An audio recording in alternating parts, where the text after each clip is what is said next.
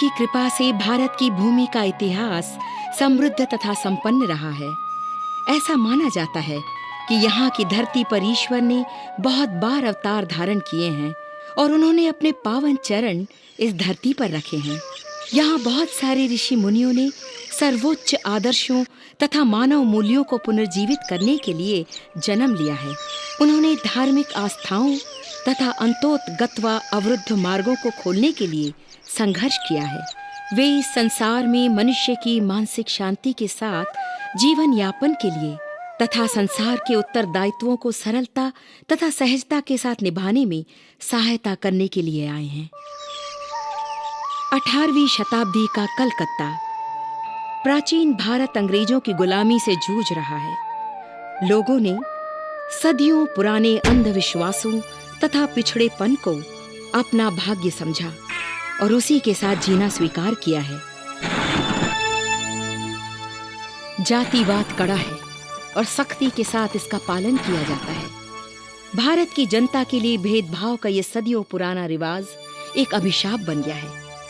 शासक वर्ग का अत्याचार असह्य हो गया है। पूरे संसार में भारत की समृद्धि और आध्यात्मिक भूमि की झूठी कहानी थी। अब वही भारत अपने देशवासियों को 2 वक्त की रोटी खिलाने में संघर्षरत है। आम आदमी को इस तरह से रोज का पिसना बर्दाश्त से बाहर होने लगा है। ये दुर्गा चरण दत्ता हैं। वे 25 वर्ष की आयु में सन्यासी हो गए। उनकी बुद्धिमत्ता तथा ज्ञान के कारण सभी उनका आदर सम्मान करते हैं।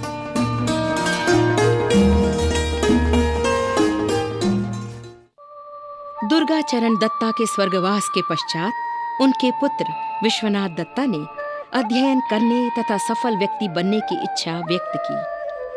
अल्पायु में ही विश्वनाथ ने निश्चय किया कि वो कठिन परिश्रम करेगा और वकील बनेगा। उनकी दृढ़ता और उनकी मां के आशीर्वाद से वे अपना लक्ष्य प्राप्त करने में सफल हो गए। विश्वनाथ दत्ता शीघ्र ही प्रसिद्ध वकील बन गए। उनकी पत्नी भुवनेश्वरी देवी प्रकृति से स्नेहयुक्त तथा समर्पित थी। दत्ता साहब वकालत के अतिरिक्त महान विद्वान थे और वे सभी धर्मों का आदर करते थे।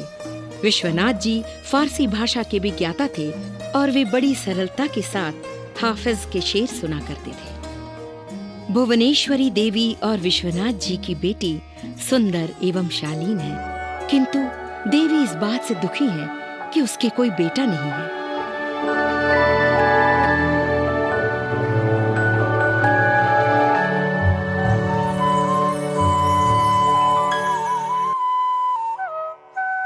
हाँ माँ जी, आपको किसी चीज की आवश्यकता है? हाँ भुवनेश्वरी देवी, मैं तुम्हारे सुंदर चेहरे पर मधुर मुस्कान देखना चाहती हूँ। तुम्हें प्रसन्न देखना चाहती हूँ। मैं खुश हूँ माँ जी। मैं देख रही हूँ। मुझे मालूम है कि तुम दुखी हो। क्या बात है? बताओ ना, क्या बात है बेटी? माँ जी, मुझे इस बात का दुख है कि मेरे और बच्चे नहीं होंगे। क्या होगा अगर मुझे एक बेटा ना हुआ? आपके वंश का नाम कौन आगे बढ़ाएगा? एक बेटा इस विख्यात वंश के लिए। घबराओ मत, हम वाराणसी जाकर भगवान शंकर से प्रार्थना करेंगे। भगवान वीरेश्वर हमारी प्रार्थना स्वीकार करेंगे।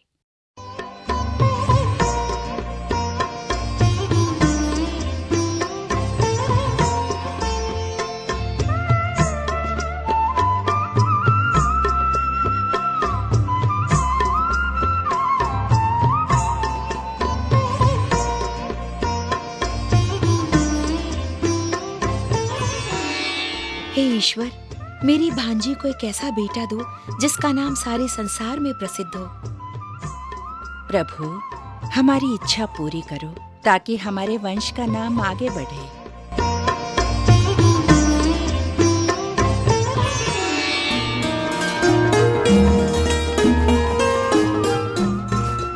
भोले बाबा आपकी मनोकामना पूरी करें, आपको शांति मिले।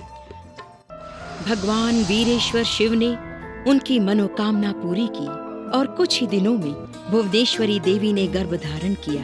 विश्वनाथ दत्ता अति प्रसन्न हुए। प्रिय, मैं बहुत प्रसन्न हूँ।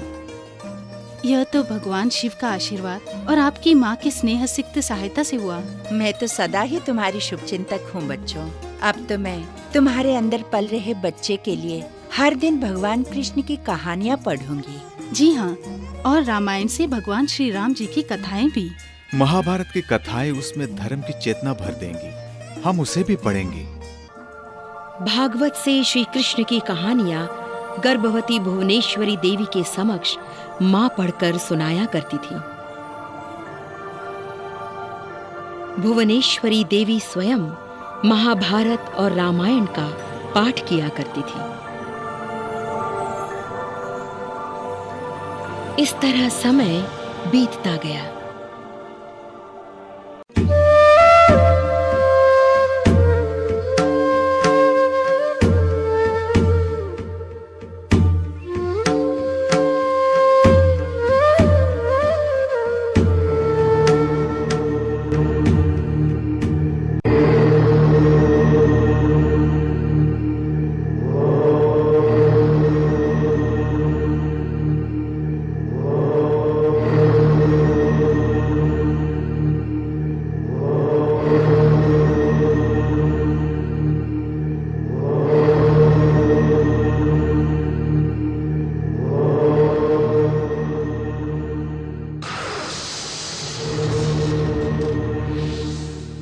स्वामी विवेकानंद सप्त ऋषियों में से एक थे, जिनका स्थान बहुत ही उच्च आध्यात्मिक स्थल में था। सांसारिक लक्ष्यों को पूरा करने हेतु अपनी मदद के लिए उन्हें इस भूमि पर भगवान श्री रामकृष्ण स्वयं लाए थे।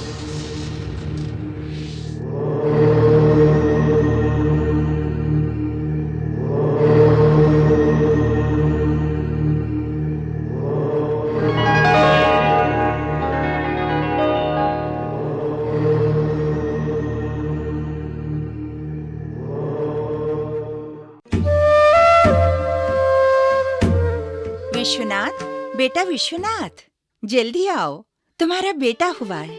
भगवान शंकर ने तुम पर अनुग्रह करके तुम्हें बेटा दिया है। ओह, भगवान सचमुच दया सागर है। भुवनेश्वरी देवी कैसी है? बच्चा स्वस्थ है? हाँ हाँ हाँ, दोनों बहुत अच्छे हैं। आओ और अपने बच्चे को देखो।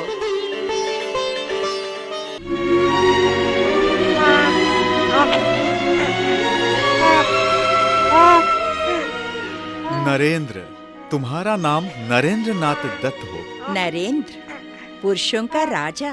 तुम्हारा यश दूर दूर तक फैले। तुम सदा अमर रहो। सोमवार 12 जनवरी 1863 मकर संक्रांति के शुभ दिन भुवनेश्वरी देवी ने बेटे को जन्म दिया। घर के सभी लोगों में खुशी की लहर दौड़ पड़ी। बूढ़ी माँ खुशी से रो पड़ी। विश्वनाथ दत्त बेहद प्रसन्न थे।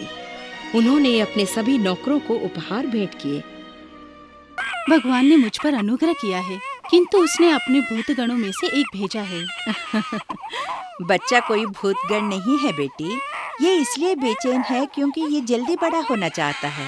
इस समस्त संसार को परिवर्तित करने के लिए इसे बहुत सारे काम जल्दी जल्दी निपटाने हैं। बच्चा सचमुच बेचैन था।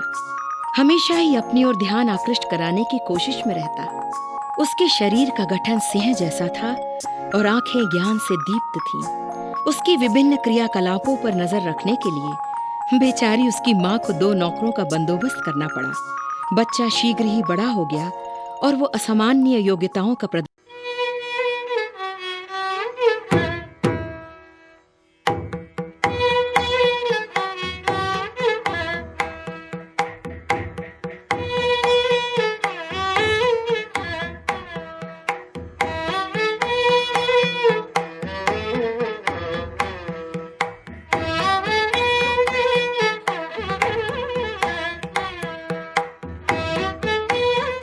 पिताजी क्या कर रहे हैं? वे भगवान शिव जी की उपासना कर रहे हैं। भगवान शिव कौन है? वे कहाँ हैं? भगवान शिव ब्रह्मांड के स्वामी हैं। वे सब जगह हैं। वे हर प्राणी में हैं।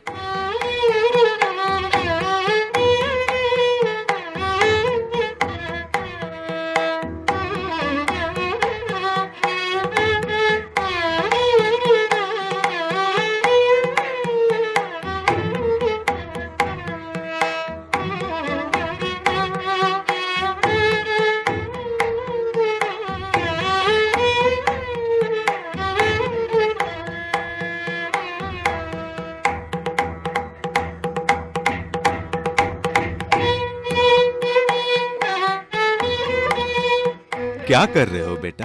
ध्यान और उपासना। सचमुच? तुम्हें कैसे मालूम कि क्या करना होता है? मैं शिव हूँ, मुझे मालूम है कि कैसे करना है।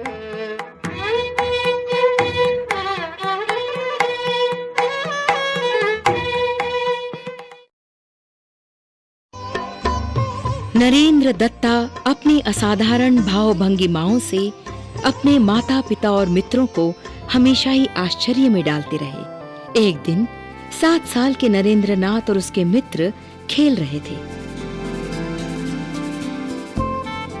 आओ नया खेल खेलते हैं। ठीक है, मैं सम्राट बनूंगा, तुम मेरे मंत्री बनोगे। और ये सिपाही है, तुम मेरे पास दौड़ते हुए आओगे और जोर जोर से चिल्लाओगे कि दुश्मन की सेना ने हमारे राज्य पर आक्रमण किया।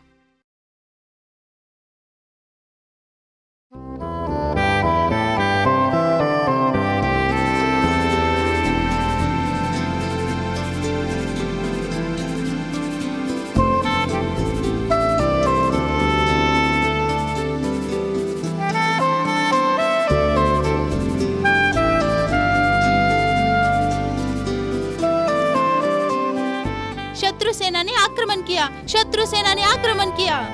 घबराने की कोई आवश्यकता नहीं, हम अपनी मातृभूमि की रक्षा करेंगे। ये हमारा कर्तव्य है और हम असफल नहीं होंगे। भगवान पर विश्वास रखो, सदा सत्य की जीत होगी।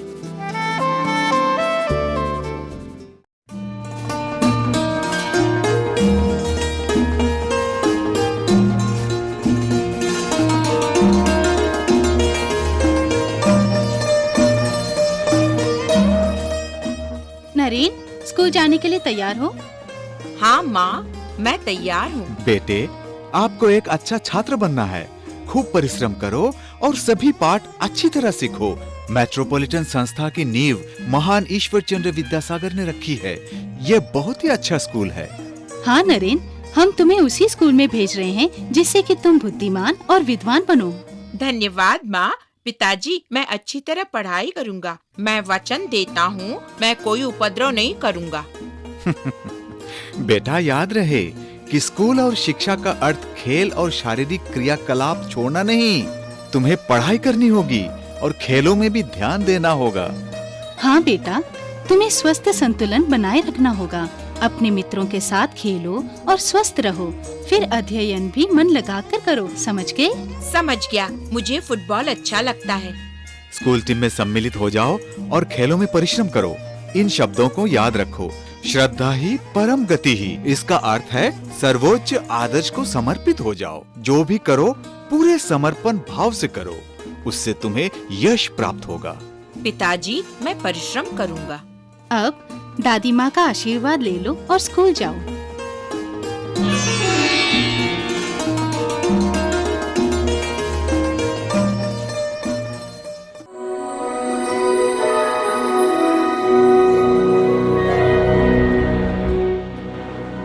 नरेंद्रनाथ बहुत ही बुद्धिशाली बालक था। वो अति शीघ्र पाठ समझ जाता और पाठ्य बिंदुओं को अच्छी तरह विश्लेषण करता। नरेन ने अपने माता-पिता द्वारा कही हुई बातों को बड़ी गंभीरता से लिया और वो फुटबॉल टीम का सदस्य हो गया। टीम में वो बड़ा ही लोकप्रिय था।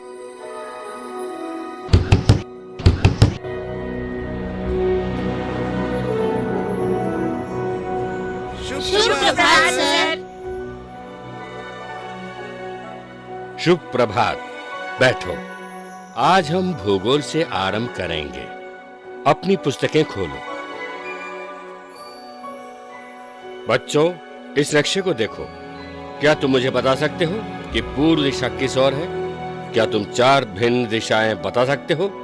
पूर्व, पश्चिम, उत्तर और दक्षिण। हाँ, बोलो। सत्यजीत, तुम बता सकते हो?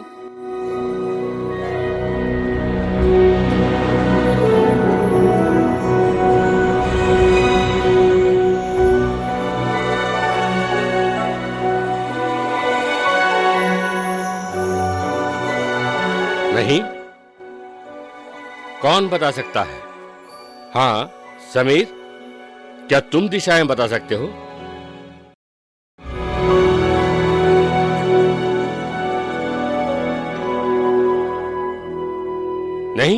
ये क्या बच्चों, जवाब दो मुझे। गुरुजी, क्या मैं इस प्रश्न का उत्तर दूं? हाँ नरेंद्रनाथ, बताओ। पूरब, पश्चिम, उत्तर, दक्षिण, बिल्कुल सही उत्तर। अच्छा अब ये बताओ, यूनाइटेड स्टेट्स ऑफ अमेरिका की राजधानी कौन सी है? गुरुजी, उत्तर है वॉशिंगटन डीसी। क्या तुम्हें पूरा विश्वास है? मुझे नहीं लगता कि तुम्हारा उत्तर सही है। नहीं गुरुजी, मुझे यकीन है वही सही उत्तर है। मेरे साथ इस तरह का आकड़ूपन सही नहीं बच्चे। घुटनों के बल बैठ जाओ, इतनी धृष्टता के लिए तुम्हें यही सजा दी जाती है। नहीं गुरुजी, मेरा उत्तर सही है। मुझे विश्वास है मैंने जो कहा वो सच है।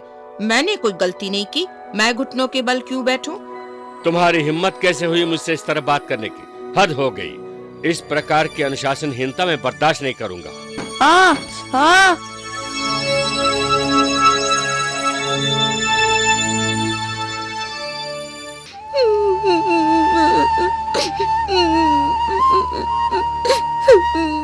रो मत बेटा, देखो जल्दी ठीक हो जाएगा। गुरुजी ने अनावश्यक मुझे सजा दी। मैंने सही उत्तर दिया था। बेटे तुम सही हो सकते हो, किंतु तुम्हारे अध्यापक तुम्हारे रवैये से नाराज हुए होंगे। बहुत बार ऐसा होता है कि जो तुम कहते हो वो सही और सच होता है, किंतु जिस तरह तुम उसे प्रस्तुत करते हो वो भी उतना ही आवश्यक है। अब याद रखो, सदा सत्य पर चलो, प्रत्येक बात में, प्रत्येक स्थान पर।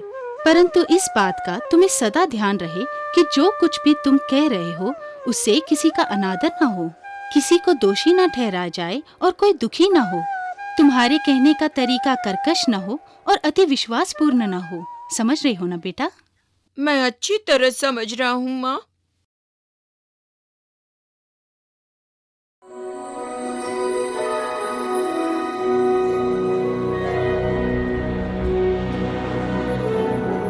सुप्रभात सर।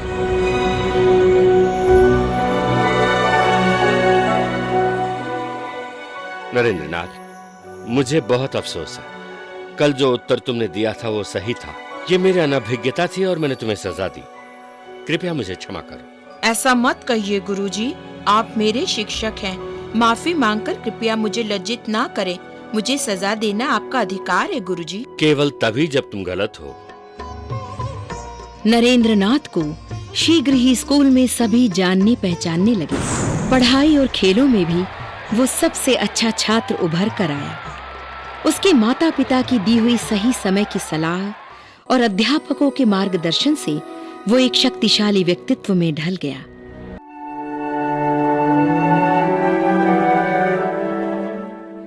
तुम नरेंद्रनाथ हो ना? जी, मैं नरेंद्र हूँ। क्या कर रहे हो? उस कोने में क्यों खड़े हो? चोरी छिपे बड़ों की बातें सुन रहे थे? नहीं चाचा जी, मैं काव्य पंक्तियाँ सुन रहा था। ये मुझे बहुत अच्छी लगती हैं। वो बड़ों के लिए है। जाओ यहाँ से। खाना लगाने में भाइयों की मदद करो। मेरे पिताजी भी इस तरह से मेरी बेइज्जती नहीं करते। देखिए चाचा जी, आपके जैसे बहुत लोग हैं जो ये समझते हैं कि उम्र और ज्ञान पर्याय है, लेकिन निश्चय ही ऐसा नहीं है। क्षमा करना बेटी, तुमने बिल्कुल सही कहा। मुझे क्षमा करो। कोई बात नहीं चाचा जी, मुझे जाना होगा। वो आत्मविश्वास से पूर्ण है। सचमुच, और इतना विनम्र भी। हाँ, मुझे उपनिषदों के एक मिथकी चरित्र नचिकेत की याद आई। उसने हमेशा कहा, मैं सबसे अच्छा या कम से कम बहुतों से अच्छा हो सकता हूँ, किंतु मैं सबसे गया गुजरा नहीं हूँ। नरेंद्रनाथ बहुत अच्छा कहानी सुनाने वाला था। उसके शब्द उसके व्यक्तित्व की तरह चुंबकीय थे। उसके सहपाठी अक्सर उसे कहानी सुनाने के लिए मजबूर करते। हाँ? एक बार जानते हो बताओ क्या हुआ? जब ये गांव में एक बार जानते हो बताओ क्या हुआ? जब गांव में हाँ? एक बार जानते हो बताओ क्या हुआ? जब सत्यजीत, खड़े हो जाओ। मैं क्या पढ़ा रहा था? टिपेन, बेवकूफ बच्चों, मैं तुमको बहुत ही आवश्यक बात सिखा रहा हूँ, लेकिन तुम सब नरेन की कहानी सुनने में लीन हो। नरेन, खड़े हो जाओ। तुम इन्हें क्या बता रहे थे? तुम्हारा ध्यान पाठ की तरफ क्यों नहीं है? गुरुजी, आप हमें न्यूटन के सिद्धांत समझा रहे थे। 3 सिद्धांत हैं और ये वे नियम हैं जो गति, गुरुत्वाकर्षण और ऊर्जा में हमारा मार्गदर्शन करते हैं। नरेन, ये आश्चर्य की बात है। मैंने अपनी आंखों से तुम्हें कहानी सुनाने में मग्न देखा। तुमने कैसे मेरे पढ़ाए हुए पाठ को इतने सही ढंग से समझा? मैं कई चीजों पर एक साथ एकाग्रता कर सकता हूँ गुरुजी। बैठो, औरों को विघ्न मत पहुंचाओ। नहीं गुरुजी, मैं औरों के साथ सजा में खड़ा रहूंगा। आखिर मैं ही तो बातें कर रहा था।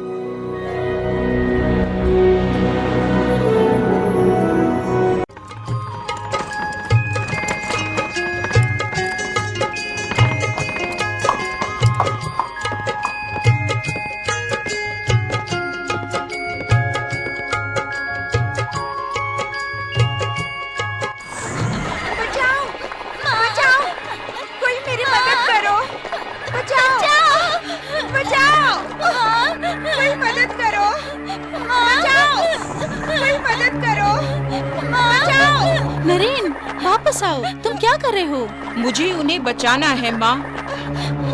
बचाओ, हमारी मदद करो। कोई हमारी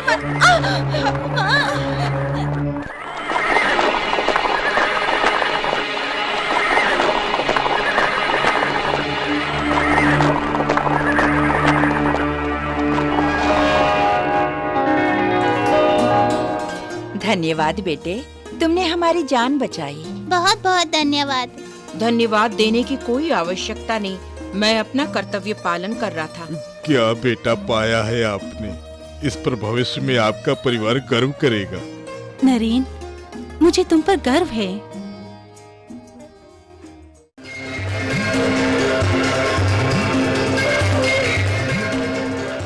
हाँ, ट्रैपिस बॉल यहाँ खड़ा करना चाहिए। हाँ, ये सबसे सही स्थान है। ए पोल, यहाँ खड़ा कर दो।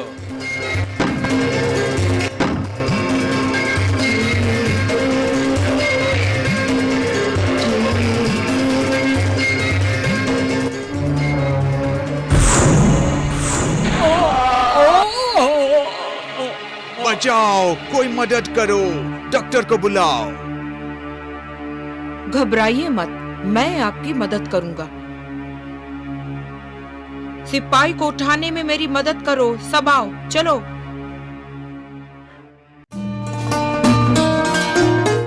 आप खुशकिस्मत हैं। इस छोटे बच्चे ने आपको गंभीर चोट से बचाया है। बहुत ज्यादा खून बहने से आपकी जान को खतरा हो सकता था।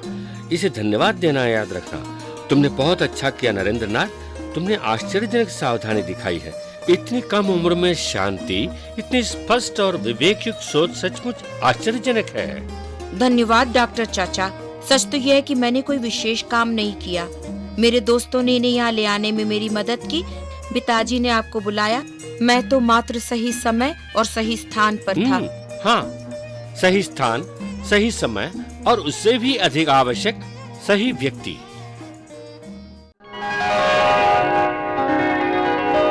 बालक नरेंद्र नाथ ने अपने आप को ज्ञान की खोज में निमग्न कर दिया। उसने ह्यूम, हर्बर्ट स्पेंसर, डेस्कार्टिस, फिश, मिल, लॉक और प्लेटो, स्पिनोजा तथा अन्य दार्शनिकों के महान दार्शनिक विचारों का अध्ययन किया। वो पूर्ण रूप से स्वयं अध्ययन करता था और फिर अपने पिता से और अधिक व्याख्या करने को कहता। उसके अध्यापक भी कई सूक्ष्म धारणाओं को व्याख्यातित करने का प्रयत्न करते।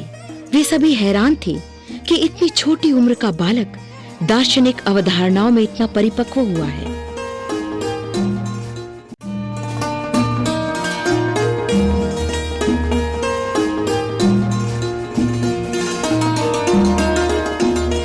हाँ बेटे, तुम्हें किसी चीज की आवश्यकता है? पिताजी, मैं ब्रह्म समाज में सम्मिलित होना चाहता हूँ। क्या मैं ऐसा कर सकता हूँ? यह तो एक गंभीर विचार है। क्या तुम उनके अध्यायों पर टिके रह सकते हो? हाँ पिताजी, मैं रह सकता हूँ। ये बहुत अच्छी बात है। मुझे तुम पर गर्व है। नरेंद्र नाथ ने 1880 में कॉलेज में प्रवेश पाया। गणित उनका प्रिय विषय था। उसने बांग्ला साहित्य, तर्कशास्त्र और मनोविज्ञान का अध्ययन किया। इतिहास के प्रति वो बड़ा ही उत्सुक था और उसने भारतीय इतिहास का गहराई से अध्ययन किया। शेक्सपियर, वर्ड्सवर्थ और बायरन उसके प्रिय अंग्रेजी कवि थे। पढ़ाई की तरह नरेंद्र खेलों में भी बहुत अच्छा था। उसके अध्यापक, सहपाठी तथा मित्र उसकी प्रशंसा करते थे और आदर भी।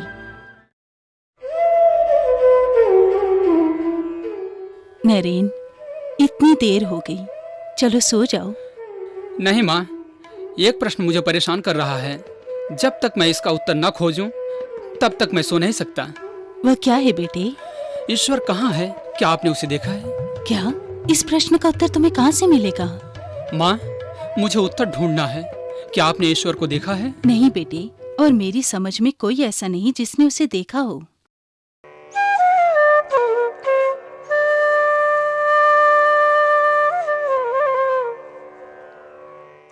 पिताजी, मैं एक प्रश्न पूछना चाहता हूँ। पूछो बेटे। क्या आपने ईश्वर को देखा है? वह कहाँ है? मैं उसे कैसे देख सकता हूँ? नरेन, मेरे पास इन प्रश्नों के कोई उत्तर नहीं है। बेटे, तुम्हें एक बुद्धिमान गुरु ढूंढना होगा जो इन प्रश्नों के उत्तर दे सके। मैं अपने गुरु को अवश्य ढूंढ लूंगा। कॉलेज प्राचार्य W.W. हेस्टी ने छात्रों को संबोधित किया और उन्होंने शेक्सपियर के द एक्सकर्शन की व्याख्या की। उन्होंने दक्षिणेश्वर के महान आध्यात्मिक गुरु श्री रामकृष्ण परमहंस के बारे में बताया। प्राचार्य जी ने इन गुरुजी के बारे में बहुत बड़ी बड़ी बातें कही। युवा नरेन ने एक एक शब्द को ग्रहण कर लिया। वो श्री रामकृष्ण से मिलना चाहता था और अपने प्रश्नों के उत्तर जानना चाहता था। नरेन, हाँ पिताजी, क्या है बताइए। हम तुमसे बात करना चाहते थे कि बेटे, हमारी उम्र होती जा रही है और तुम कॉलेज में पढ़ रहे हो। तुमने विवाह के बारे में कुछ सोचा है? हाँ माँ, मैंने विवाह के बारे में सोचा है। बहुत अच्छा बेटे, तुम्हारे लिए एक बहुत अच्छा रिश्ता आया है। पिताजी, मैंने विवाह के विषय में सोचा है और मैंने निश्चय किया है कि मैं विवाह नहीं करूंगा। लेकिन बेटे, क्यों? नरेन, जल्दबाजी मत करो। पिताजी, त्याग ही ईश्वर तक पहुंचने का मार्ग है। भौतिक संपदा पाकर मैं अपने रास्ते से भटक जाऊंगा। कृपया मुझे मेरे लक्ष्य से जबरदस्ती दूर मत कीजिए। इस निर्णय पर मैंने बहुत समय से सोच विचार किया है। विवाह से इनकार करना जल्दबाजी और अस्पष्ट विचार का परिणाम नहीं है पिताजी। मैं अपने इरादों में बहुत दृढ़ हूँ। बहुत समय से मैं पाश्चात्य तार्किक विचार और भारतीय मस्तिष्क की ऊंचाई और अनुभव के आनंद के मूलभूत द्वंद्व का समाधान ढूंढ रहा हूँ। मैं अपने गुरु से मिलकर इस समस्या का समाधान करना चाहता हूँ। तुम्हारा गुरु? श्री रामकृष्ण परमहंस जी। लेकिन तुम्हें कैसे मालूम है कि वे तुम्हें अपना शिष्य स्वीकार करेंगे और ये कि उनके पास तुम्हारे प्रश्नों के उत्तर हैं? मुझे उनसे मिलना है, वे मेरी सहायता कर सकते हैं। माँ, मुझे उनसे मिलने की अनुमति दो।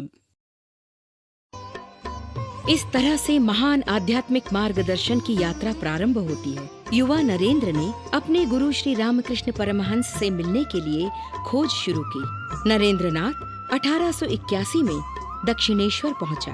वो श्री रामकृष्ण परमहंस जी से मिलने गया और उसे ऐसी रोशनी मिली जिसने उसके जीवन का पथ प्रदर्शन किया। श्री रामकृष्ण परमहंस जी तथा माता श्री शारदा देवी जी ने बड़े ही स्नेह पूर्वक आध्यात्मिक यात्रा में उसका मार्गदर्शन किया। नरेंद्र को अपने गुरु के चरणों में पूर्ण आनंद का अनुभव मिला।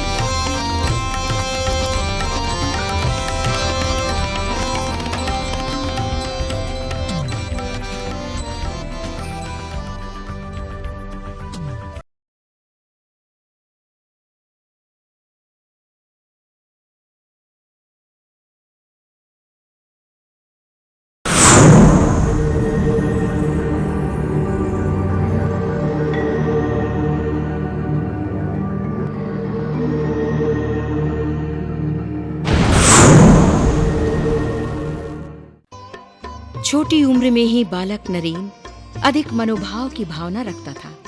इस बात ने उनके अभिभावकों को भी आश्चर्यचकित कर दिया। वो जितना नटखट था उतना ही ईमानदार भी। बोर्डिंग स्कूल में नरेन ने भूगोल और खेल में बहुत नाम कमाया। एक बार प्रेसिडेंसी कॉलेज में आध्यात्मिक गुरु श्री रामकृष्ण परमहंस जी के शिक्षण ने उनका मार्गदर्शन किया, जिससे अंततः उन्होंने रामकृष्ण आश्रम में संन्यास लेने की ठानी। और इस तरह शुरू होती है आध्यात्मिक अगुवे की यात्रा। काली काली बोलो रोशना,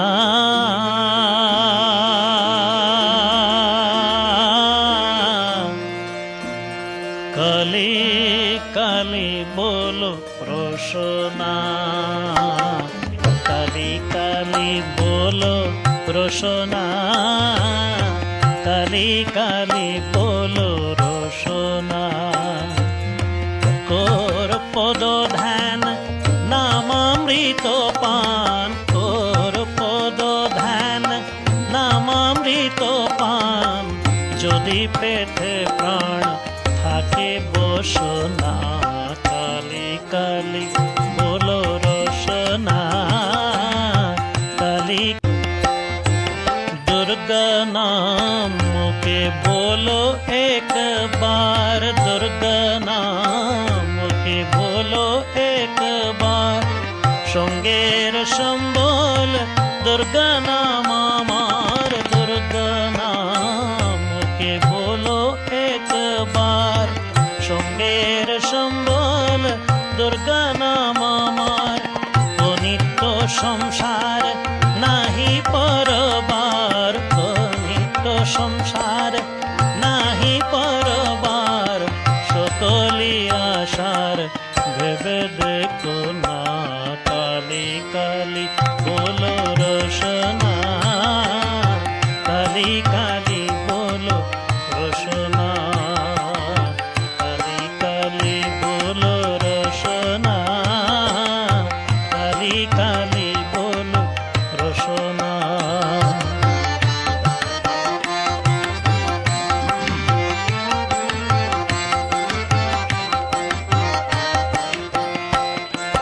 গেলো গেলো কাল বিফলে গেলো, গেলো গেলো কাল বিফলে গেলো, দেখো না কালান্ত নিকটে এলো, গেলো গেলো কাল বিফলে গেলো।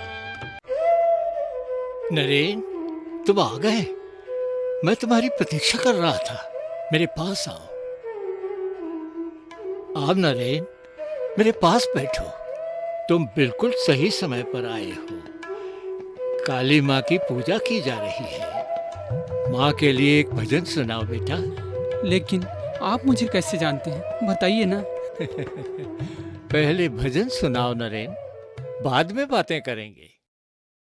मन चलो निज निकेतने, मन चलो निज निकेतने, मन चलो निज निकेतने, संसार विदेशी विदेशीर बेशी। वाह, क्या आवाज है, कितनी भक्ति। सच में विलक्षण युवक। मेरे साथ आओ नरेन।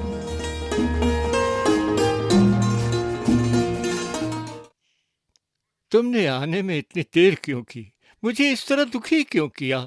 मैं लोगों की प्रतिज्ञाओं से तंग आ चुका हूं। मैं बेकार की प्रशंसा से थक गया हूं। मुझे एक ऐसा शिष्य चाहिए जो मेरे अंतरात्मा को समझ सके। ऐसे शिष्य के समक्ष मैं अपने समस्त अनुभव रखना चाहता हूं और अपने हृदय को हल्का करना चाहता हूं। हे प्रभु, मैं जानता हूं आप कौन है। एक सिद्ध पुरुष, एक महात्मा जो इस धरती की गंदगी दूर करने के लिए चुनौती के रूप में खड़ा हो जाएगा। आप नारायण के दूसरे रूप हैं।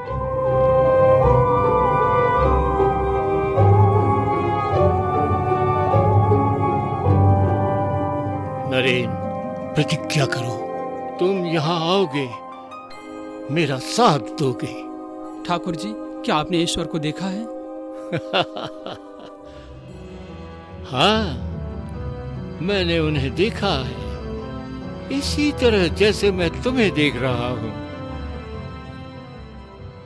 हम ईश्वर को देख सकते हैं, हम उनसे बात कर सकते हैं, किंतु मेरे बच्चे, आज की दुनिया में किसको ईश्वर चाहिए? लोग धन दौलत, परिवार के मोह, माया तथा संपत्ति वृद्धि के पीछे भाग रहे हैं। वे भौतिक सुख प्राप्ति के लिए आंसू बहाते हैं, परंतु मुझे बताओ, ईश्वर की सच्ची भक्ति के लिए कौन आंसू बहाएगा? यदि मनुष्य पूरी आस्था के साथ ईश्वर को खोजे तो ईश्वर प्रकट होता है।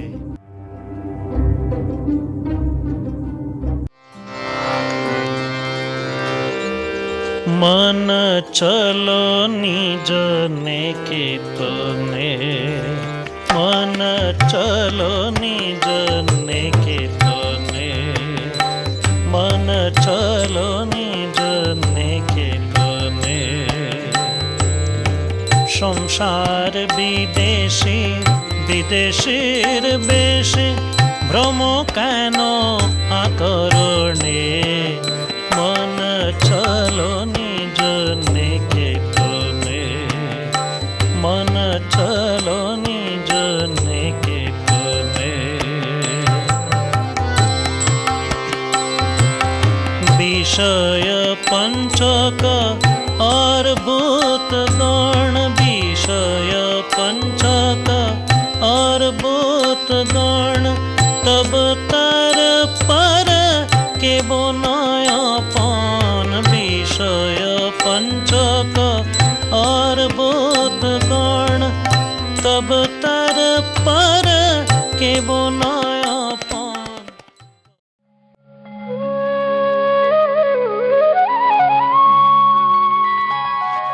नमस्ते ठाकुर जी। आओ नरेन, बैठो।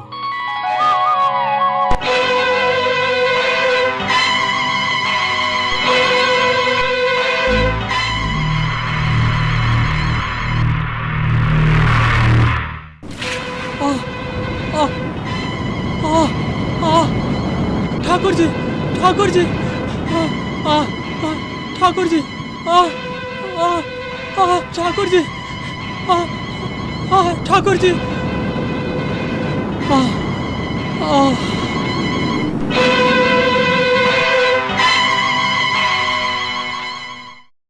नरेन, ठाकुर जी, यह आपने क्या किया? क्या हुआ? क्या वह ईश्वर था? बताइए ना ठाकुर जी। हाँ, अभी के लिए इतना ही काफी है। धीरे धीरे तुम्हें सब समझ आएगा। धीरज रखो।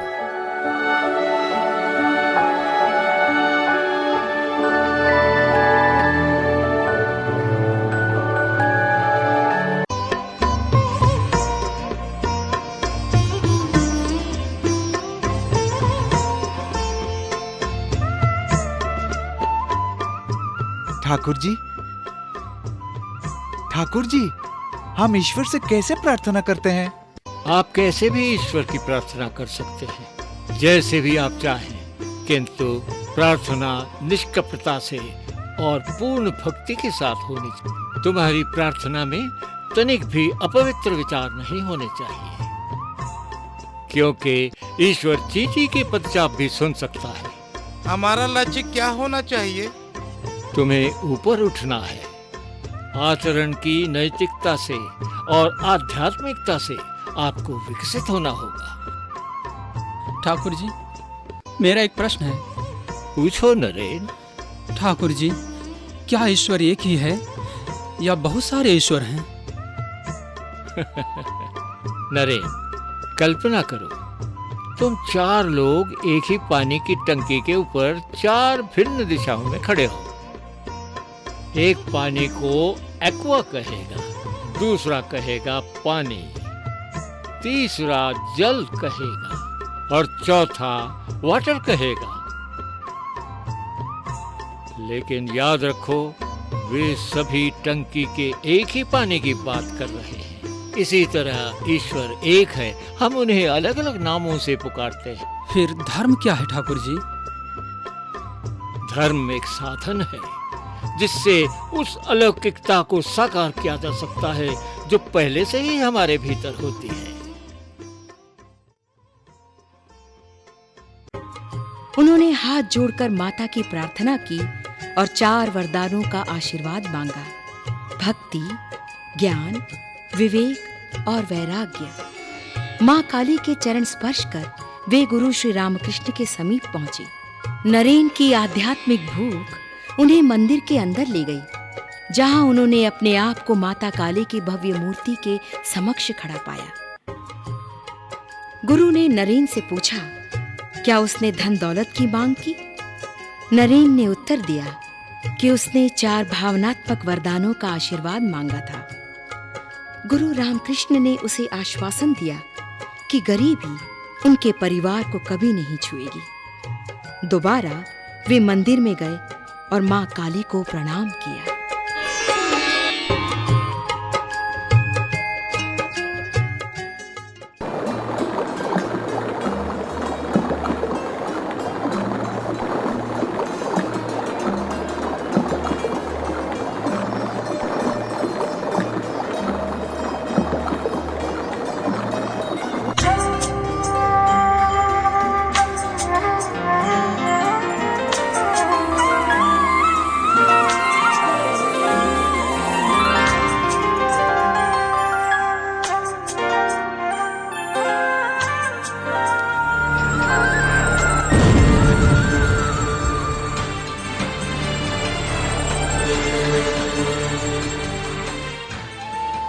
नरेन, मैंने तुम्हें सब कुछ दे दिया है जो मेरे पास था।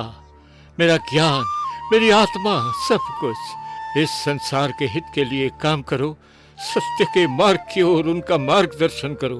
अपना कार्य समाप्त कर चुकने के बाद मुझ में वापस आ जाओ, मैं तुम्हारी प्रतीक्षा करूंगा। ओह, तुम्हें मेरी बात पर विश्वास नहीं? तो अभी भी तुम मुझ पर संदेह करते हो? जो राम थे, जो कृष्ण थे, वे ही अब राम कृष्ण की देह में हैं। ठाकुर जी, मुझे आप पर विश्वास है। हाँ, मुझे आप पर विश्वास है। श्री रामकृष्ण परमहंस 16 अगस्त 1886 में महासमाधि को प्राप्त हुए। नरेंद्र ने अपने गुरु के साथ 4.5 वर्ष गुजारे। उसके जीवन को माता श्री शारदा देवी और पुण्यात्मा श्री रामकृष्ण परमहंस ने एकदम परिवर्तित कर डाला। नरेंद्र ने स्वयं को ईश्वर की ओर निकट अतुल्य आनंद का अनुभव किया। आज 1886 में गुरु के महासमाधि प्राप्त करने के पश्चात नरेंद्र ने 24 दिसंबर 1886 को अंतपुर में संन्यास धारण किया।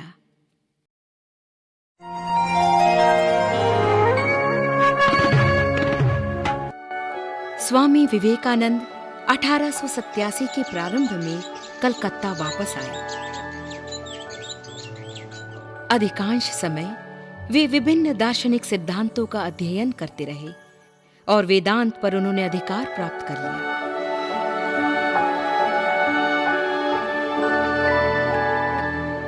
हर दिशा से छात्रों के समूह उनके पास पहुंच जाते।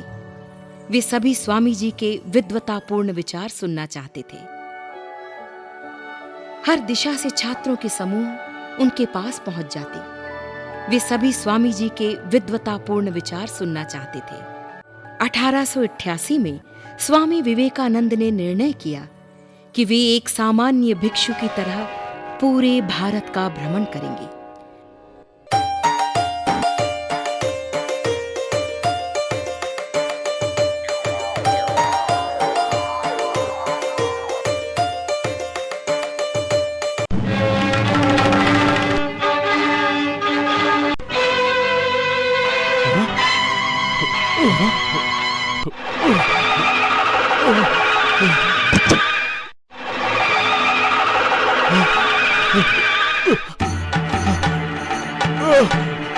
भागो मत, मूर्खों का सामना करो।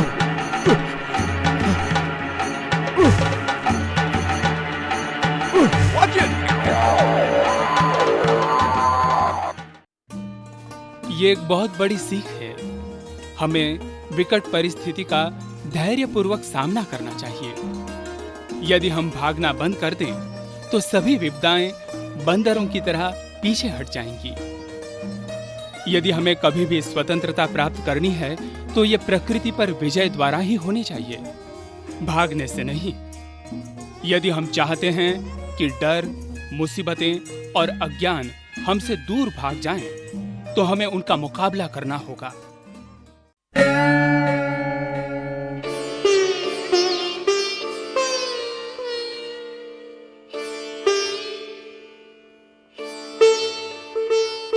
स्वामी जी, आपके गुरु भाई बलराम बोस चल बसे। मुझे बड़ा खेद है। ओह, स्वामी जी, आप एक सन्यासी हैं। आपको इस तरह रोना नहीं चाहिए। प्रमाद बाबू, ये सच है कि मैं सन्यासी हूँ, लेकिन क्या सन्यासी को हृदयहीन होना चाहिए? एक सच्चा सन्यासी एक साधारण आत्मा से कहीं अधिक कोमल मन का होता है। अंततोगत्वा हम मनुष्य हैं। एक सच्चा सन्यासी एक साधारण आत्मा से कहीं अधिक कोमल मन का होता है। अंततोगत्वा हम मनुष्य हैं।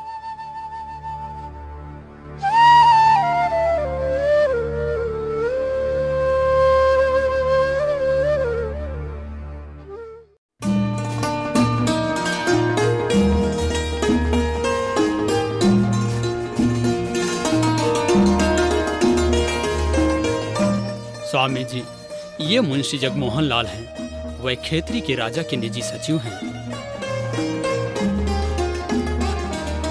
आपका स्वागत है मुंशी जी। स्वामी जी, खेतरी की राजा आपसे भेंट करना चाहते हैं। कृपया आप उनकी राजमहल पर पधारें। मैं आऊंगा।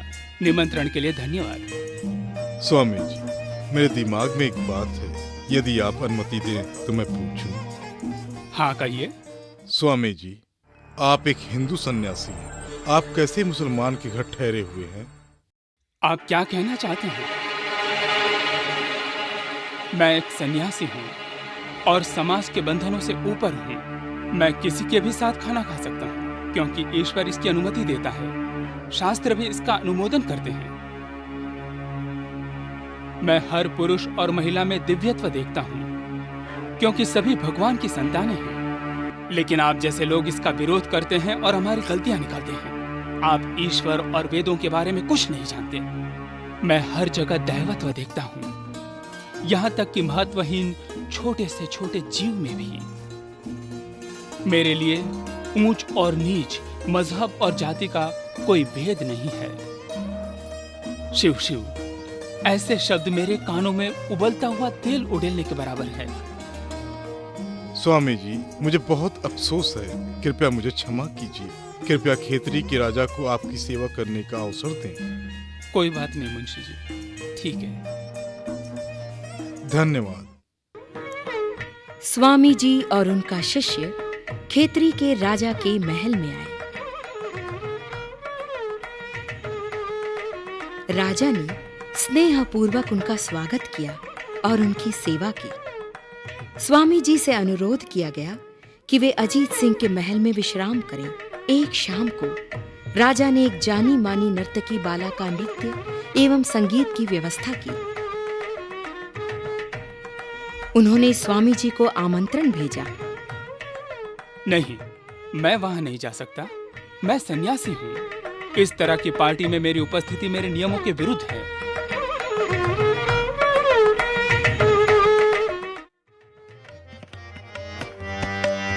प्रभु मेरे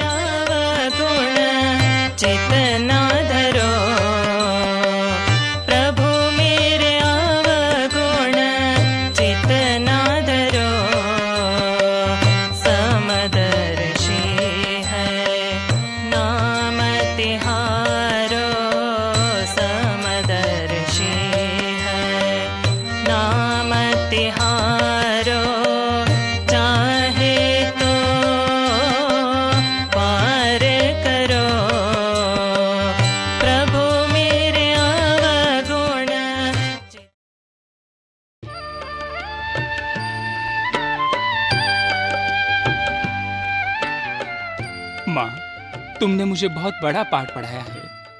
मुझे क्षमा करो माँ, मैंने तुमको बहुत कष्ट पहुंचाया।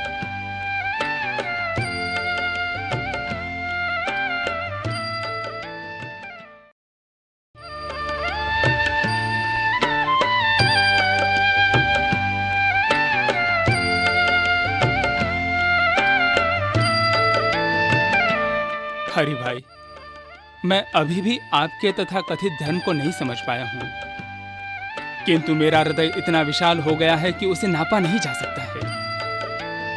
मैंने औरों के दुख और दर्द को अनुभव करना सीख लिया है। विश्वास करो, जब कोई दुखी होता है तो मेरा शरीर और मन दर्द से भर जाता है। स्वामी जी, आप सचमुच महान हैं। बुद्ध भगवान ने भी ऐसा ही अनुभव किया है ना? उन्होंने भी प्रेम के ऐसे ही शब्द कहे हैं।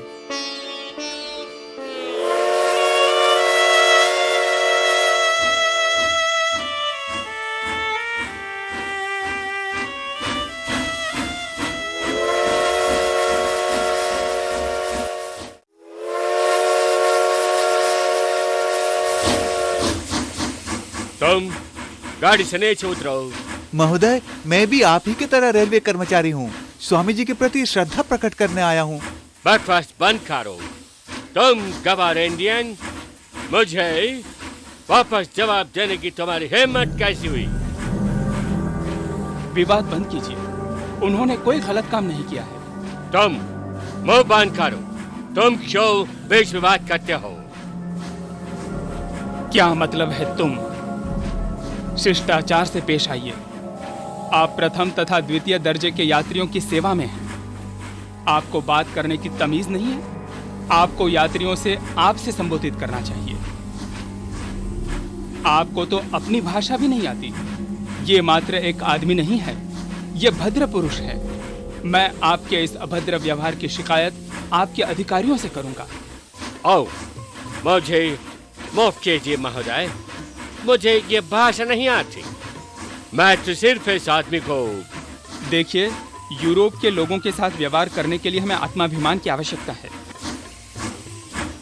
हमें अपनी प्रतिष्ठा तथा स्थान के प्रति उसी तरह सचेत रहना चाहिए जैसे वे लोग रहते हैं। दुर्भाग्य से हम ऐसा करने में असफल रह जाते हैं। इससे वे हम लोगों की उपेक्षा करते हैं। हमें हर तरह से अपने स्वाभिमान की रक्षा करनी चाहिए, अन्यथा हमें उपेक्षित किया जाएगा और अपमानित भी। आप सब याद रखिए, भीरुता सभी प्रकार के भ्रष्टाचार तथा सभी बुराइयों को पालती है। हिंदू किसी भी दूसरे व्यक्ति से कम सभ्य नहीं है, किंतु वे हमेशा अपने आप को कम आंकते हैं। इसीलिए कोई भी ऐरा गैरा और टिकट परीक्षक हमें नीचा दिखाता है और हम गाली को चुपचाप हजम कर जाते हैं।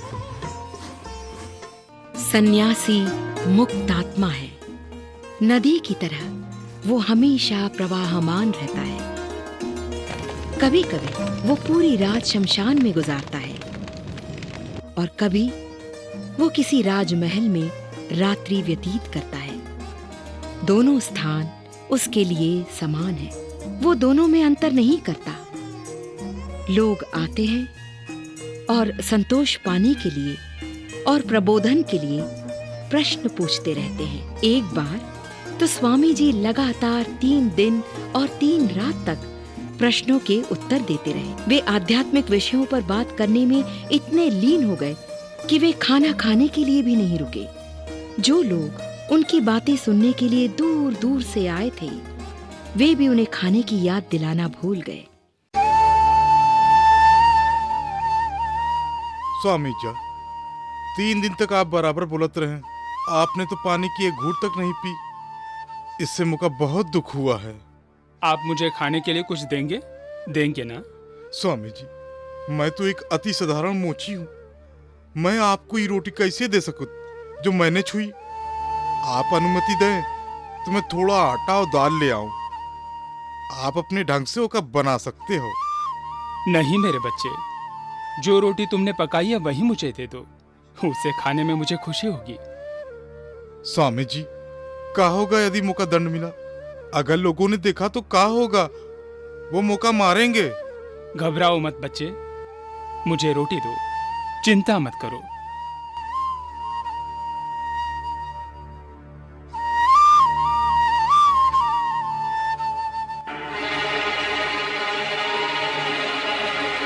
हे, स्वामी जी को भोजन देने की तुम्हारी हिम्मत कैसे हुई? हमारे स्वामी जी बहुत उदार व्यक्ति हैं। तुम तो नीच जाति के व्यक्ति हो। बंद करो ये बातें। तुम लोगों ने मुझसे 3 दिन और 3 रात तक बातें करवाई, लेकिन तुम में से किसी भी व्यक्ति ने इस बात की चिंता नहीं की कि मैंने कुछ खाया कि नहीं। तुम अपने आप को उच्च जाति का और इस व्यक्ति को निम्न जाति का मानते हो। क्या तुम उसकी मानवीयता की उपेक्षा कर सकते हो? क्या तुम उसका तिरस्कार कर सकते हो? ऐसा कैसे कर सकते हो? तुम लोगों को शर्म नहीं आती? आध्यात्मिक दृष्टि से महान आत्मा भी कभी-कभी दिव्य असंतोष को भोगते हैं। एक बार स्वामी जी नैराश्य से घिर गए और सर्वोत्तम लक्ष्य ईश्वर के साकार दर्शन करने के लिए उन्होंने जंगल में प्रवेश किया। ओह, ये जीवन किसी काम का नहीं। मैं ईश्वर का ध्यान करना चाहता हूँ। सारा दिन वे जंगल में भटकते रहे। बिना भोजन और बिना पानी उन्होंने प्राकृतिक दृश्यों का आनंद लिया। पेड़ पौधे, घाटियां और पहाड़ियां ईश्वर ने स्वयं अपने हाथों से रचे हैं। स्वामी जी को लगा कि ईश्वर से उनका एकाकार हो गया। सूर्यास्त के समय उन्हें थकान महसूस हुई। जो ही वे विश्राम करने लगे, एक बाघ दबे पांव सीधे उनके सामने खड़ा हो गया। स्वामी जी लेटे रहे और बाघ के आक्रमण की प्रतीक्षा करने लगे। मेरे लिए यही एक अवसर है कि मैं कम से कम एक भूखे जंगली जानवर की भूख मिटा सकूं। मुझे नहीं लगता कि संसार के लिए इससे अच्छा कोई काम मैं कर सकूंगा। बाघ उनके बहुत निकट आया, लेकिन किसी कारण से उसने उन पर आक्रमण नहीं किया। वो पीछे मुड़ा और अदृश्य होकर जंगल के भीतर चला गया। स्वामी जी अपनी आंखों पर विश्वास नहीं कर सके।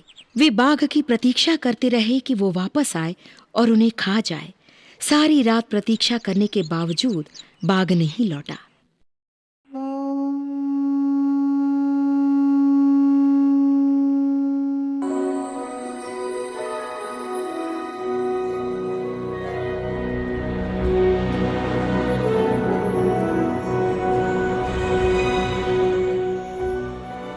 महाशय, मुझे आपका आशीर्वाद चाहिए। महोदय, आप एक तेजस्वी पुरुष नजर आते हैं। आपको मेरा आशीर्वाद क्यों चाहिए?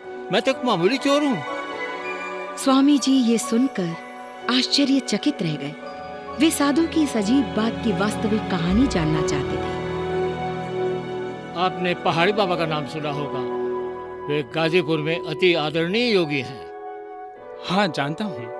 मैं उन्हें व्यक्तिगत रूप से जानता हूँ। कई वर्ष पूर्व मैं चोर था। एक रात मैं पहाड़ी बाबा की कुटिया में घुसा और जो कुछ वहां था वो सब लूटने लगा। ज्यों ही जल्दी से बाहर जाने लगा, बाबा जाग गए। घबराकर मैंने सारी चीजें वहीं छोड़ दी और भागने गया। बाबा चिल्लाए, ठहरो, तुम स्वयं नारायण हो, कृपया ये सब ले जाओ। ये सारी वस्तुएं आपकी हैं। मुझे विश्वास नहीं हुआ कि वे मुझसे ऐसा व्यवहार करेंगे। मैं उन्हें देखता ही रह गया। हाँ, मैंने ये कहानी सुनी है। जब बाबा ने मुझे नारायण कहकर पुकारा और सभी वस्तुएं मुस्कुराते हुए मुझे सौंपी, मुझे अपनी गलती का एहसास हुआ। उसी क्षण से मैंने अपने पापों के रास्ते छोड़ दिए और यहाँ शांति प्राप्ति के लिए आ गया। कृपया मुझे आशीर्वाद दीजिए बाबा।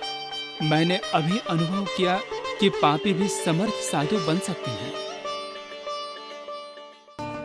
अधिकतर समय स्वामी जी अध्ययन करते रहे। वे एक पूरी बड़ी पुस्तक मात्र एक दिन में पढ़ते थे और पुस्तकालय को पुस्तक लौटा देते। पुस्तकालय का अध्यक्ष संदेह करता था कि क्या उन्होंने पूरी पुस्तक सचमुच पढ़ भी ली। एक दिन पुस्तकालय अध्यक्ष ने पूछा, स्वामी जी, मुझे एक छोटा सा संदेह है। हाँ, मैं जानता हूँ। स्वामी अखंडानंद ने आपका संदेह मुझ तक पहुँचाया है। स्वामी जी, कृपया मुझे बताइए, क्या आपने पूरी पुस्तक एक दिन में पढ़ ली? मैंने पढ़ ली। आप उस पुस्तक से कोई भी प्रश्न पूछ सकते हैं, मैं उत्तर दूंगा। पुस्तकालयाध्यक्ष ने उनसे बहुत सारे प्रश्न किए।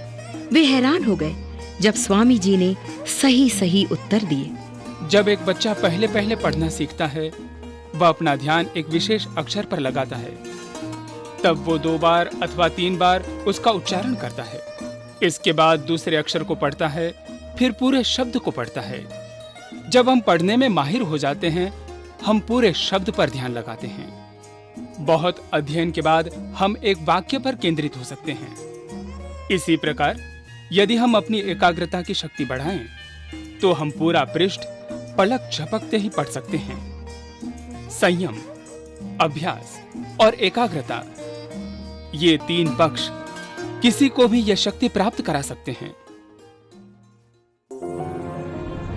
मैसूर के राजा श्री चामराजेंद्र वडियार ने स्वामी जी का अभिनंदन किया और उन्हें राजमहल में ठहरने के लिए आमंत्रित किया।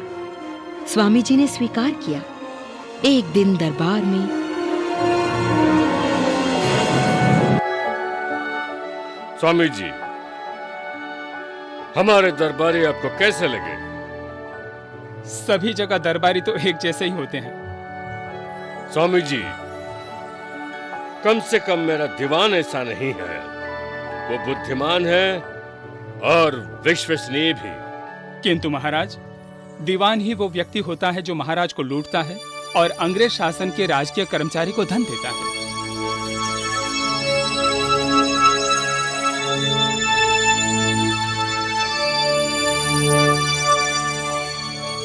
आदरणीय स्वामी जी, बेधड़क बोलना हमेशा सुरक्षित नहीं होता है। अगर आप मेरे दरबारियों के सामने इसी तरह बोलना जारी रखेंगे जैसा आप बोले थे, मुझे डर है कि आपको कोई जहर दे के मार डालेगा। क्या? आप क्या समझते हैं कि एक ईमानदार सन्यासी सच बोलने से डरता है? यदि इसकी कीमत मुझे अपनी जान देकर भी चुकानी पड़े तो भी मैं सच बोलूंगा। महाराज, यदि आपका बेटा मेरे पास आकर पूछता है, स्वामी जी, मेरे पिताजी के बारे में आपके क्या विचार हैं, तो भी मैं सच ही बोलूंगा। क्या आप चाहते हैं कि मैं आपका झूठा गुणगान करूं? जबकि मुझे अच्छी तरह मालूम है कि आप में इनमें से एक भी गुण नहीं है। क्या मैं झूठ बोलूं? कभी नहीं। मुझे क्षमा कीजिए स्वामी जी, मेरे अज्ञानता के कारण मुझसे भूल हो गई। कलकत्ता से वाराणसी, दिल्ली से वृंदावन, राजस्थान से मैसूर, स्वामी जी ने भारत के सभी स्थानों का भ्रमण किया। खेतरी, मैसूर, तिरुवनंतपुरम, रामानंद के राजा तथा बहुत सारे साधारण लोगों ने स्वामी जी को उनके महत्वपूर्ण कार्यों के लिए धन अर्पित किया। साधारण व्यक्ति और दरबारी सभी उनके अनुयायी बन गए। स्वामी विवेकानंद आधुनिक भारत के प्रतीक बन गए।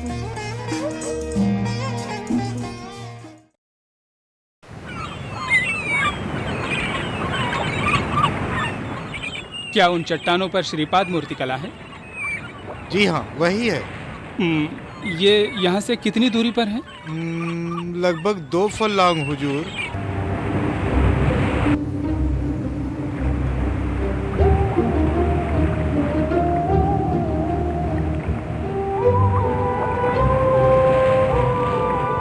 हे प्रभु, देखो, स्वामी जी चट्टानों की तरफ तैर के जा रहे हैं। देखो, सब कुछ देखो।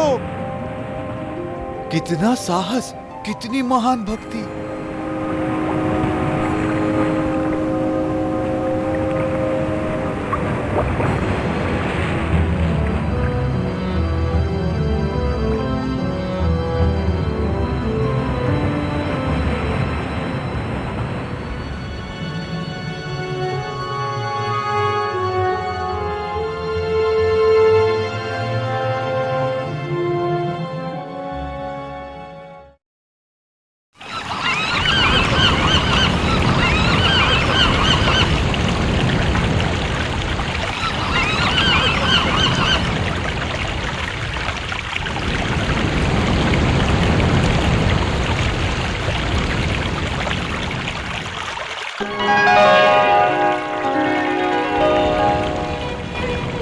स्वामी जी, आप 2 दिनों से यहाँ ठहरे हैं।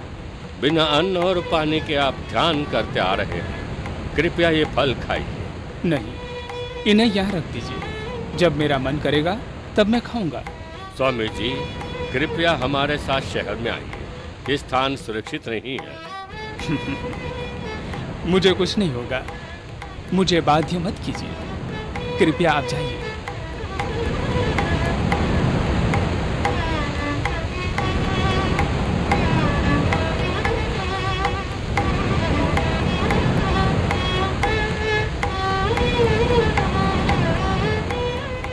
अब तो पूरे 4 दिन हो गए स्वामी जी। अब कृपया हमारे साथ शहर चलिए। ठीक है, अब चलते हैं।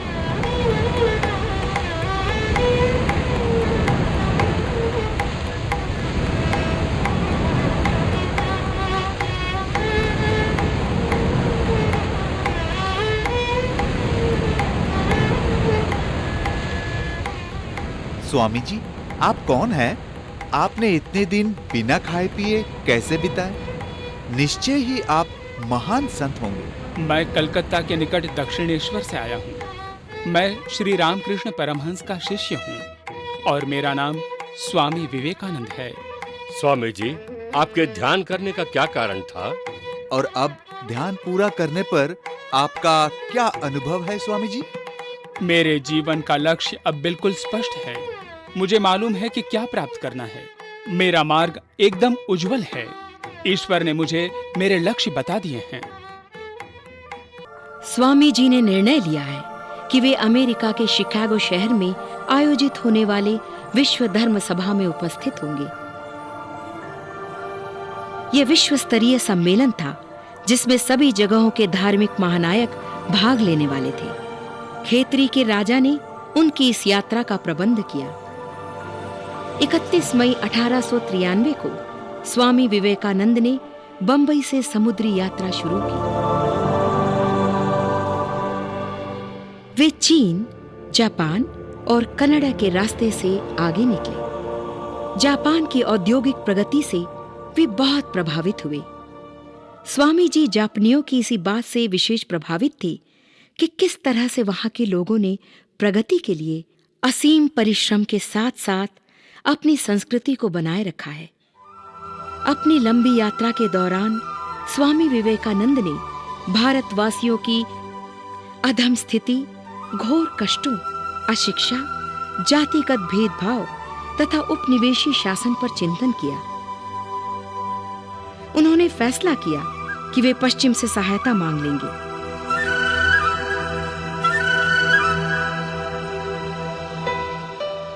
वे बच्चे की तरह प्रसन्नतापूर्वक अमेरिका का व्यस्त जीवन, आविष्कार और संपन्नता देखते रहे। श्रीमती बर्ग, प्रोफेसर जॉन हेनरी राइट तथा श्री हेल ने 11 सितंबर 1893 को आयोजित विश्व धर्म सम्मेलन में उन्हें भाग लेने में सहायता की।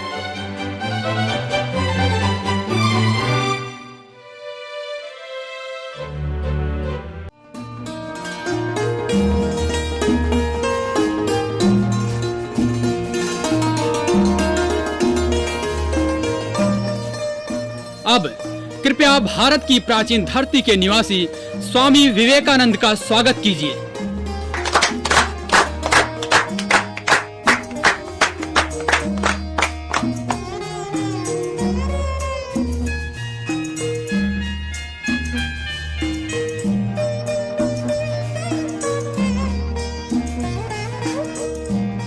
अमेरिका के मेरे भाइयों और बहनों, आपके उत्साहयुक्त तथा मैत्रीपूर्ण अभिनंदन के फलस्वरूप यहाँ खड़ा होना मेरे लिए हर्ष और आनंद की बात है।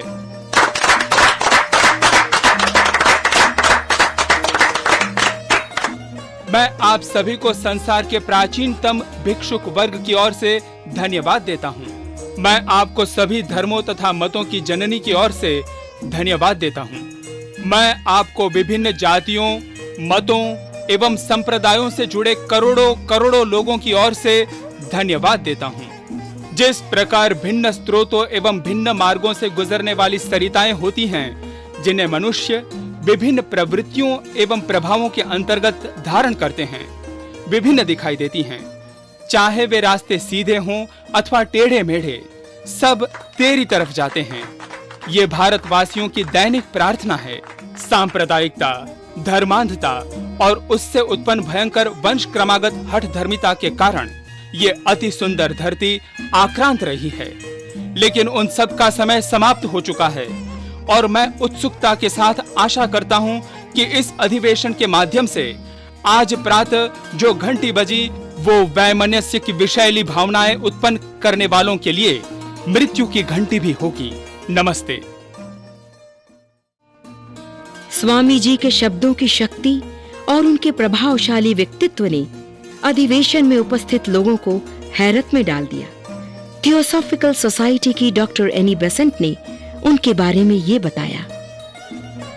पीले और नारंगी रंगों के वस्त्र पहने विलक्षण डील डौल वाले भारत के सुपुत्र की तरह दे देदीप्यमान, बाघ का जैसा सर, हृदय बेदी आंखें, चंचल होंठ, चेष्टाएं तेज और अचानक, एक आक्रामक भिक्षु, संसार के सबसे पुरानी धर्म का प्रतिनिधित्व। वो भारत का संदेश लेकर आया। वो सबसे अलग है, लाखों में एक, जो अपनी जगह दृढ़ है। धर्म सभा के अंतिम सत्र में स्वामी जी ने पुनः व्याख्यान दिया। इससे पहले ही उनकी प्रसिद्धि बढ़ती जा रही थी और सभी जगहों से लोग उनका व्याख्यान सुनने आ गए। जो ही स्वामी जी बोलने के लिए उठे, सभी ने उनका जोरदार अभिवादन किया।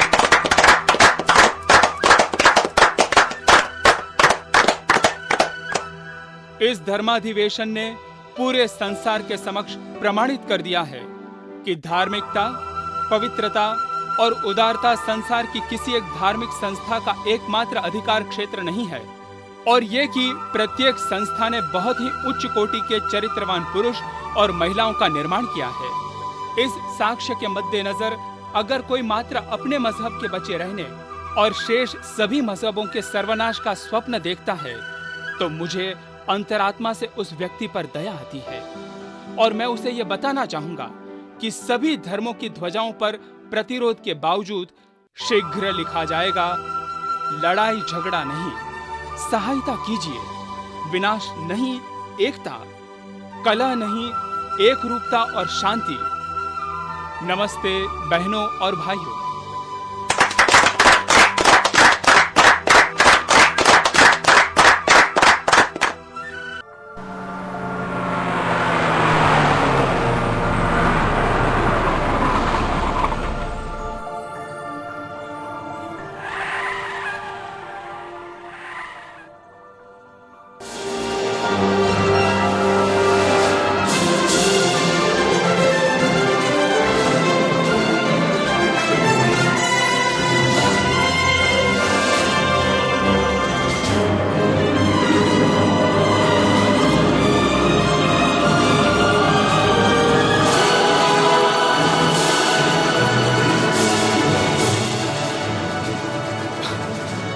मैं इस विलासपूर्ण बिस्तर पर नहीं सो सकता।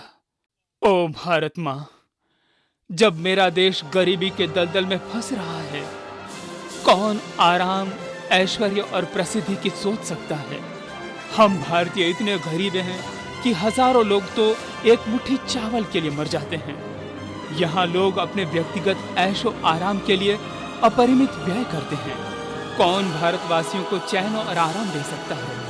मैं कैसे उनकी सेवा करूं? शिकागो में स्वामी जी ने विख्यात वक्ता तथा एग्नोस्टिक श्री रॉबर्ट इंगरसोल से भेंट की। वे प्रायः मिलते थे और धार्मिक तथा दार्शनिक विषयों पर तर्क करते। स्वामी जी, जहाँ तक दृष्टिकोण का प्रश्न है, हम एक दूसरे से दूरी पर हैं। मैं सभी धार्मिक विश्वासों के विरुद्ध हूँ, जबकि आप धर्म का जीता जागता स्वरूप हैं। हाँ, और मुझे ज्ञानातीत सत्य पर पूर्ण विश्वास है, जबकि मेरे मित्र आप मेरी श्रद्धा पर यकीन नहीं करते। स्वामी जी, मैं इस संसार का भरपूर उपयोग करने में विश्वास करता हूँ। इसे इतना निचोड़ना चाहिए जितना हो सके, शेष कुछ न बचे, क्योंकि यही संसार वह सब है जिस पर हमें पक्का विश्वास है। मैं संसार के इस संतरे को निचोड़ने का एक बेहतर तरीका जानता हूँ। और मुझे इससे और अधिक प्राप्ति होती है। मैं जानता हूँ कि मैं मर नहीं सकता, इसलिए मुझे कोई जल्दी नहीं।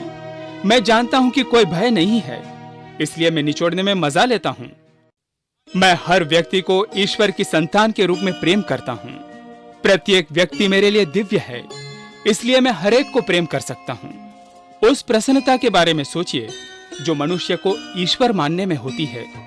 संतरा इस तरह निचोड़िए तो आपको 1000 गुना अधिक रस की प्राप्ति होगी। एक एक बूंद मिल जाएगी मेरे मित्र।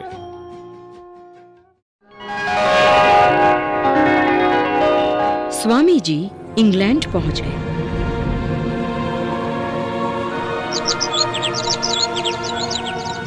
बहुत सारी जगहों पर लोगों से बात करने के लिए उन्हें आमंत्रित किया गया।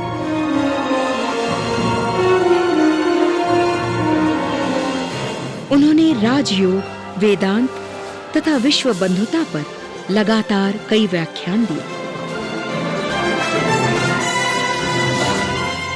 महाशय, आपने लगभग 4 साल इधर पश्चिम में ऐशो आराम में बिताए।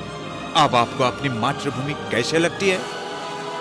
मेरे यहाँ आने से पूर्व मैं भारत को प्रेम करता था। अब तो भारत की धूल मिट्टी मेरे लिए दिव्य हो गई है। अब वो दिव्य भूमि है, तीर्थ क्षेत्र है। ज्यों ही जहाज भारत के निकट पहुंचा, स्वामी जी अपनी प्रसन्नता को छिपा नहीं सके। वे भारत की झलक, यहाँ के विभिन्न स्वर और यहाँ की वायु की गंध पाने के लिए लालायित हो उठे। अमेरिका से कलकत्ता यात्रा के दौरान स्वामी विवेकानंद जी ने मद्रास में बिलगिरी अयंगार के घर 6 से 15 फरवरी तक उनका आमंत्रण स्वीकार किया और बहुत से प्रसिद्ध महाजनों को आशीर्वाद दिया। ये घर अब एक प्रसिद्ध म्यूजियम में बदल दिया गया है, जो स्वामी विवेकानंद म्यूजियम के नाम से चेन्नई में प्रख्यात है।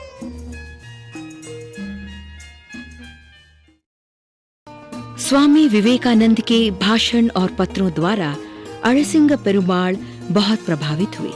स्वामी ने उन्हें लिखा, मैं ऐसे धर्म या ईश्वर पर विश्वास नहीं करता जो विधवा के आंसू न पोंछ सके या अनाथ को रोटी न खिला सके।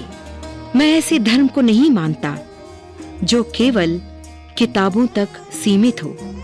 जिसे आप सही अर्थ में धर्म मानते हैं, उसका सही रूप से अनुसरण कीजिए। ईश्वर का आशीष आपके साथ है।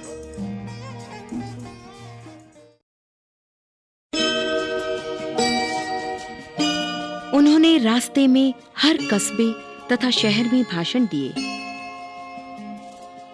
छोटे तथा बड़े समूहों में उन्होंने अखिल ब्रह्मांड आध्यात्मिक ऐक्य की बात की। हर शहर में श्रद्धा भक्ति भाव के साथ उसका स्वागत किया गया। स्वामी जी ने संसार में भारत के स्थान, यहाँ के धर्म की महानता तथा यहाँ की साधारण जनता में व्याप्त इसके गर्व तथा प्रेम की बात की। श्रोताओं ने अपने मन में गर्व और विश्वास का नए बोध का अनुभव किया। लगभग 4 साल बाद 20 फरवरी 1897 को स्वामी विवेकानंद पुनः कलकत्ता वापस आए। पश्चिम से उनके विश्वास पात्र भगिनी निवेदिता, कैप्टन और श्रीमती सेवियर तथा E.T. स्टर्डी उनके साथ आए।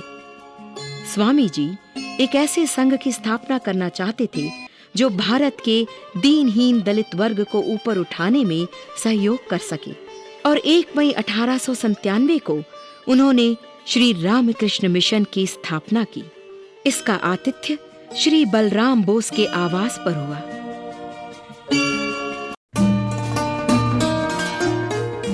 हमारा लक्ष्य मानवता का निर्माण करना है भाइयों। पहली और सबसे महत्वपूर्ण भविष्यवाणी जो मैं अभी करता हूँ वो ये है कि भारत को स्वतंत्रता मिलेगी। ये अदृश्य परिस्थितियों में अगले 50 वर्षों में होगा। और मेरी अंतिम भविष्यवाणी है कि एक दिन भारत समृद्धि और शक्ति की महान ऊंचाइयां प्राप्त करेगा, ऐसी ऊंचाइयां जो प्राचीन काल में कभी भारत ने प्राप्त की थी। और मेरे भाइयों, यही है जिसे प्राप्त करने का हमें अथक प्रयास करना चाहिए। हमारे मिशन का उद्देश्य क्या होना चाहिए? हमें लोगों को शिक्षित करना चाहिए, स्वामी जी, किस प्रकार की शिक्षा? मानव निर्माण शिक्षा, सुदृढ़ मस्तिष्क का निर्माण। स्वामी जी, सुदृढ़ मस्तिष्क क्या है?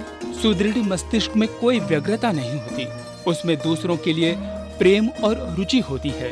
उसमें ईश्वर के प्रति अटल श्रद्धा होती है। उसमें क्रोध, लोभ, ईर्ष्या तथा स्वार्थ जैसे नकारात्मक विचार नहीं होते। हाँ स्वामी जी, हमने आपके मिशन को समझ लिया।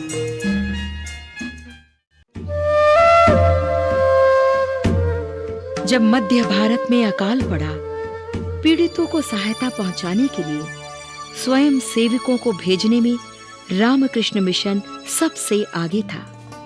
स्वामी जी स्वयं सहायता संघ में सबसे अग्रसर थे। एक बार गौ रक्षा संघ का एक उपदेशक स्वामी जी से बात करने आया। स्वामी जी, गायों और भैंसों को बचाने के लिए हमें आपसे कुछ सहायता चाहिए। इस विकराल अकाल से लगभग 9 लाख लोगों की मृत्यु हो गई। क्या आपने पीड़ित लोगों के लिए कुछ किया? लोगों के अपने कर्मों ने ही तो इस आफत को आमंत्रित किया। वे मरने के ही योग्य थे। कर्म? समझ गया। अगर ये उनके कर्म है जिससे उन्होंने दुख झेले, तो ये आपका कर्तव्य और कर्म है कि आप अपनी गायों की सहायता करें। कोशिश कीजिए कि उन्हें दर्द से छुटकारा मिले।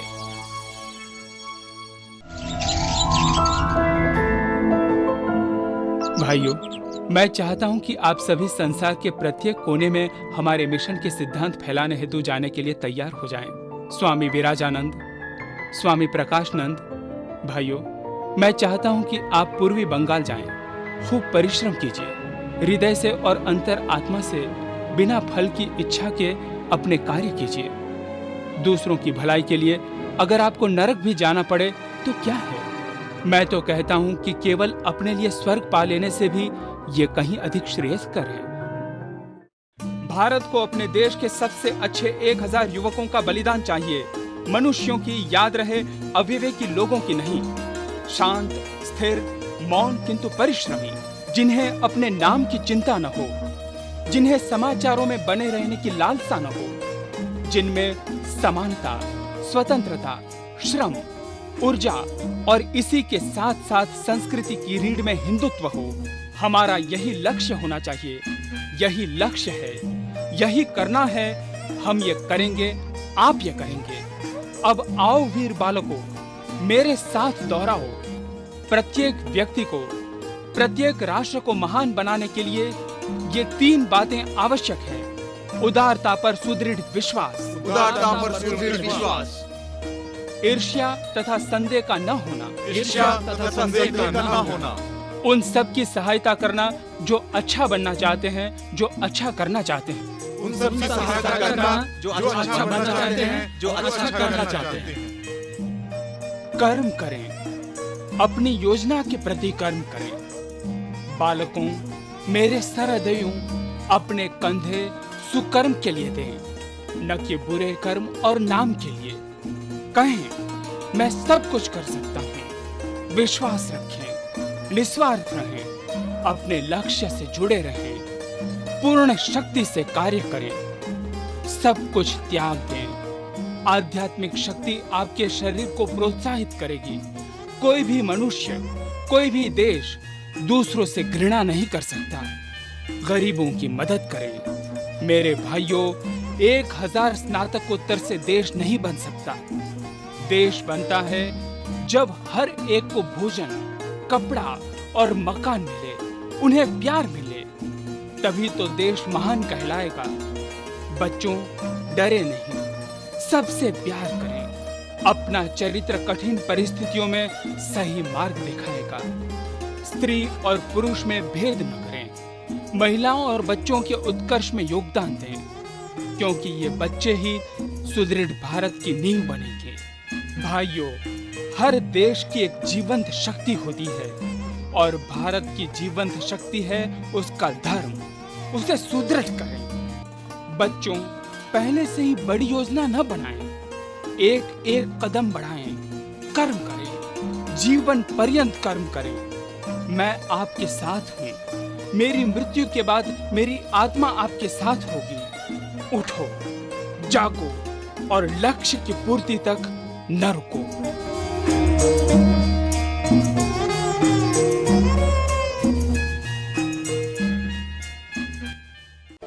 शृण्वन्तु विश्वे अमृतस्य पुत्राः आयेदामानि दिव्यानि तस्तुः।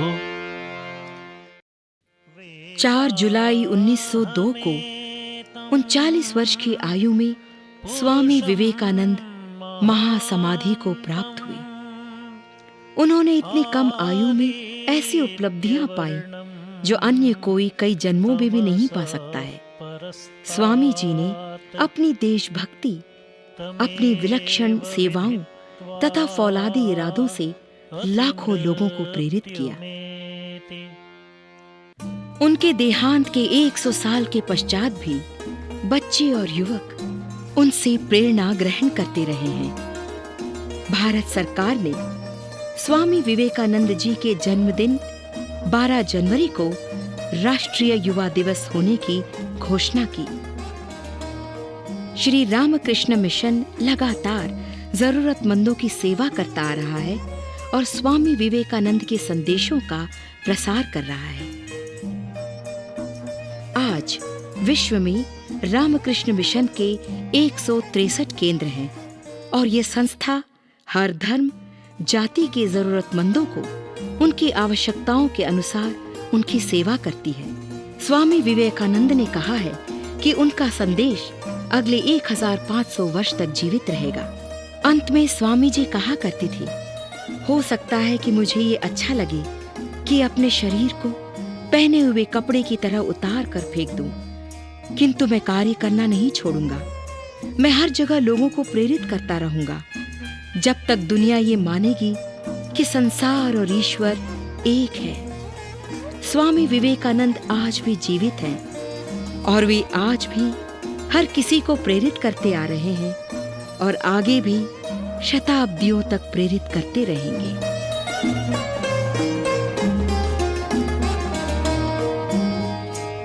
आत्मनो मोक्षार्थम् जगद्हिताय च